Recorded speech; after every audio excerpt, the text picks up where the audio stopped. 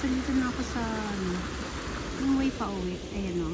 Pero nag-stop muna ako dito. Take video. Try natin makababa ng blue lights. Eto, galing ko din sa yung na pinakita ko kanina. Tapos ito, ilagay nila ng parang drainage dun from yung sa loob ng park. Diba may parang ginawa silang tawag nito, man-made lang na parang pond. Yan. Ito yung lusutan.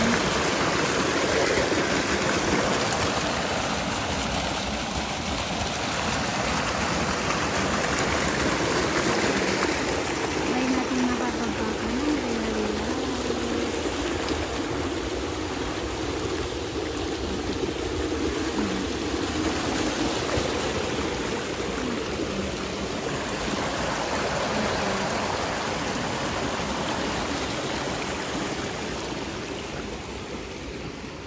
ako sa unahan kahapon bumaba.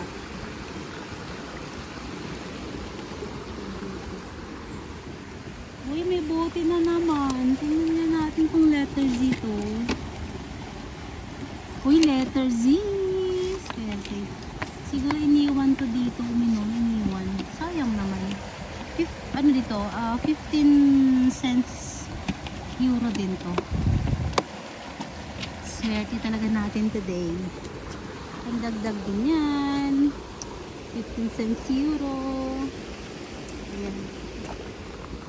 So magtampisaw dito kasi ang lamig ng water. Ay, lamig. Makalamig. Ayan. Babaw naman na siya. Sa unahan nito, medyo malalim. Marami ako nakikita doon na namimingwit. Di naman siya bawal mamingwit. Sa taas yan, riles yan eh. May tren na dumadaan dyan pero bihira ko lang talaga makita. Pero for equipment lang siya, hindi siya for pampasayero ganun.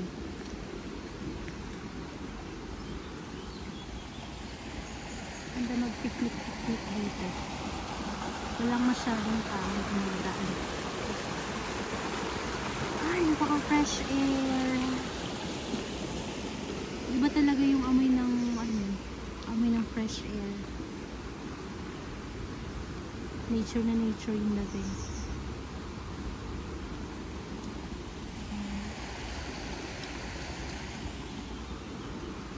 Kita tayo, baka may ahas.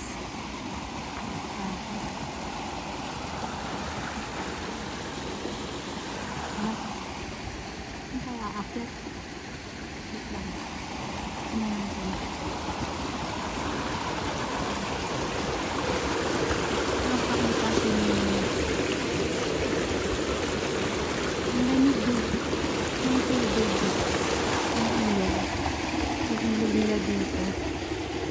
Noon ko yung butas na yun. Dito yung nahas yan.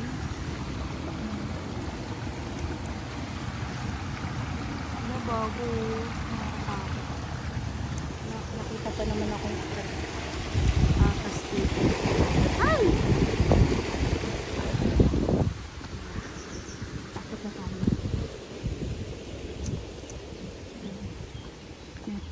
Mga trees dito, mga ganyan. Yung mga pang Christmas tree. Ayan. Let's go, guys. Nanguha sana ako ng wild strawberries. Kaso lang, wala akong dalang lalagyan. Ayan.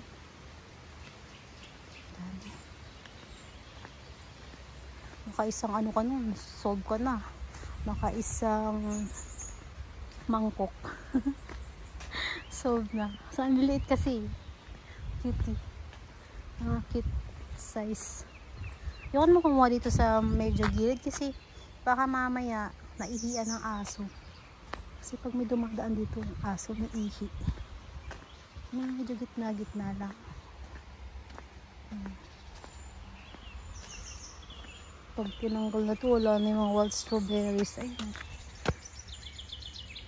kaso lang baka may ihi ng aso. Marami talaga ito. Okay lang may ihi, malaki. Malaki.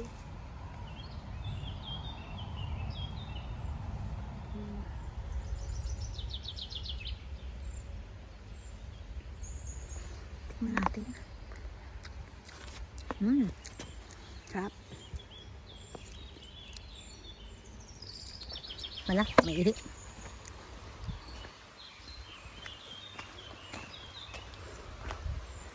Same na sila ng lasa ng malalaking strawberry. Kaya mo lang magtsaga magkuha. Ito, sakop pa to ng Aphrodite. Itong yan, yung loob na yan. Motif nila is green. Yan, kanila pa yan.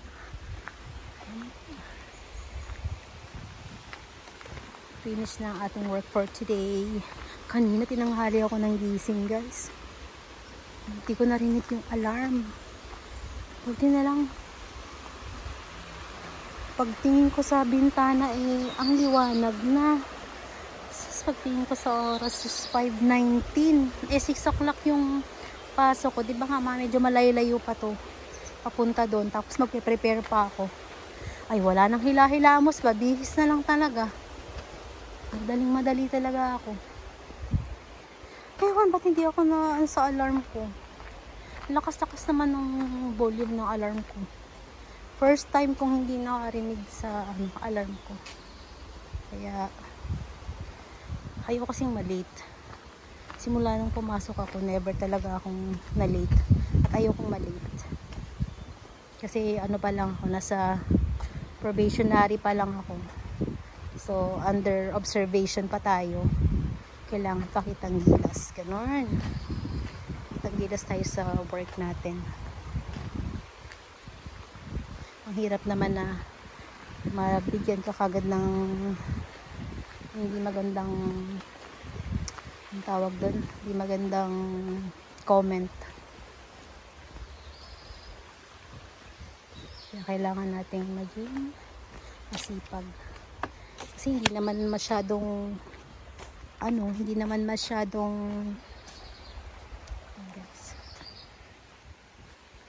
masyadong matagal yung oras ng pasok dito. Kasi hindi naman ganun kahirap yung work. So, kailangan natin siyang pahalagaan. Unlike sa Philippines, trabaho ko dun, utak ko talaga yung drain. Mental health, ganyan. Yung drain sa'yo dun kasi nakakaharap ka sa computer.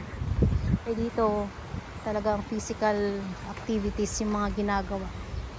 So, laking help din yun sa akin kasi may may ginugol akong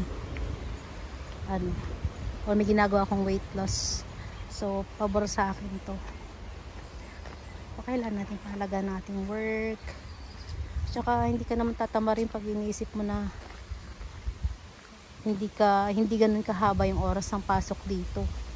Diba? Tsaka pinaghirapan nating makarating dito. So, wag nating sayangin. Okay yung ngayon, temperature ngayon. Yung weather dito is good. 20 degrees. So, okay naman.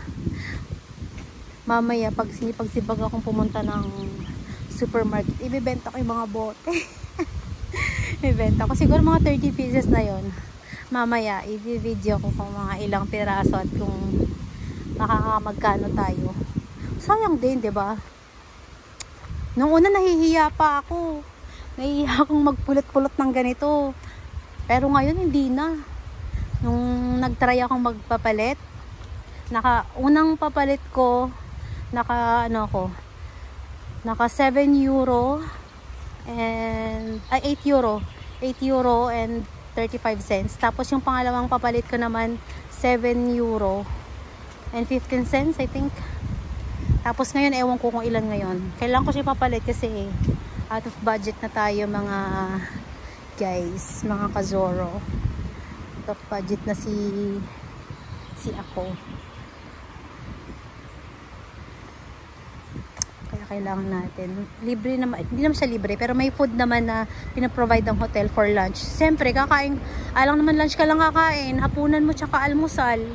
Kailangan mo rin. May egg pa naman ako doon. Kailangan ko na siguro ng bread. Kasi may cheese naman ako. So, sa diet naman tayo. So, pero kailangan pa natin ng carbs. Ay, dami talaga nun. Mamaya kukuha nga ako dyan kapag nakababa ako. Dagdag na rin yung sa pagkain. Libre. Diba? Ito na. Ito na ako sa Laura.